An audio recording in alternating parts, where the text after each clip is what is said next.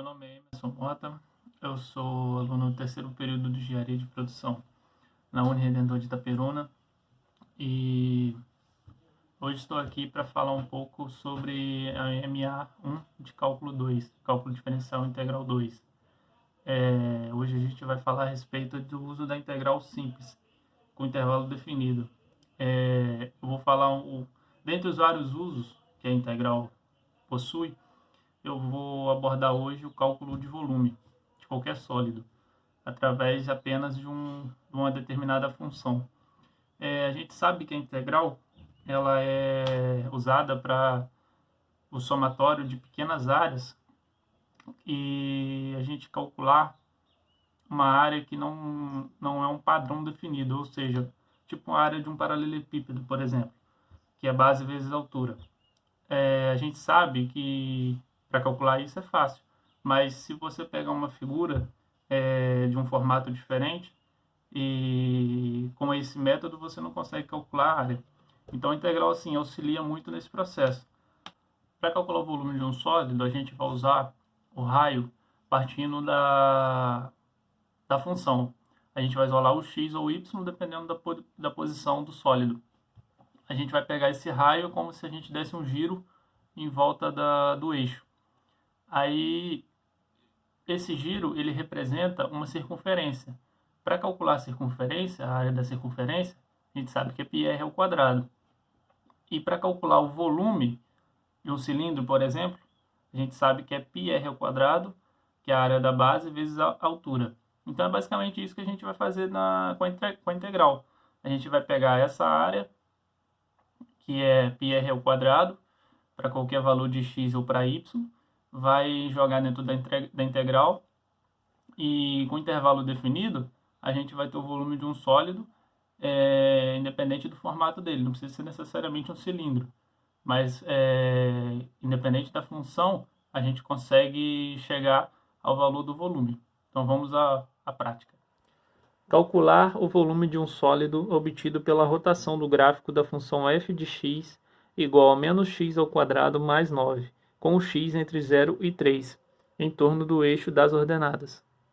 Bom, para calcular o volume desse sólido, representado por essa meia parábola, a gente vai usar como base que para cada x a gente tem um valor de y correspondente. Então, assim, se isolarmos o x nessa equação, ficaria x igual a raiz de menos y mais 9. Isso aqui significa que para cada valor de x nessa equação, a gente tem a raiz de menos y mais 9. Então, a gente pode chamar isso aqui de raio.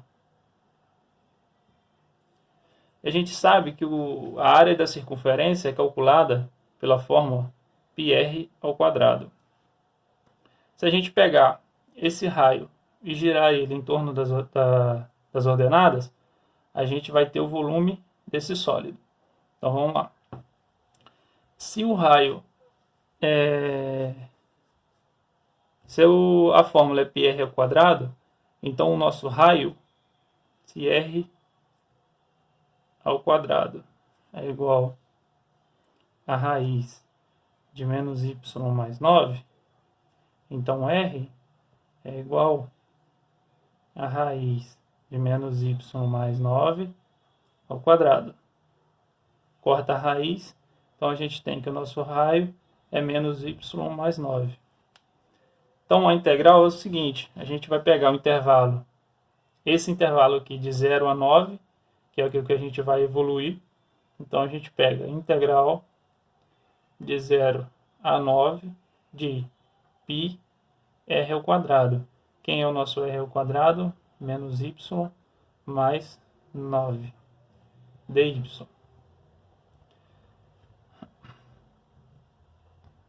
Então, resolvendo essa integral aqui, a gente vai ver que o resultado dela é exatamente o valor do volume desse sólido.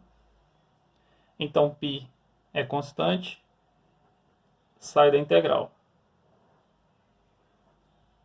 Então a gente tem integral de menos y mais 9 dy. Resolvendo isso, a gente tem que menos y ficaria π vezes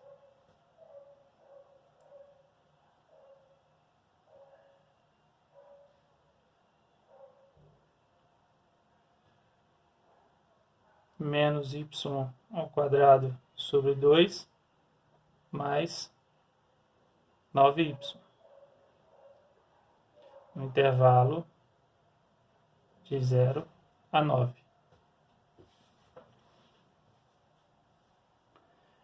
Então, substituindo, a gente tem π que multiplica menos 9 ao quadrado dividido por 2, mais 9 vezes 9. O zero eu não vou substituir porque vai dar zero, então seria a diferença aqui. Resolvendo, a gente tem que o volume do nosso sólido é π que multiplica menos 40,5 mais 81. Então o volume do nosso sólido é 40,5 π de uma unidade de área qualquer.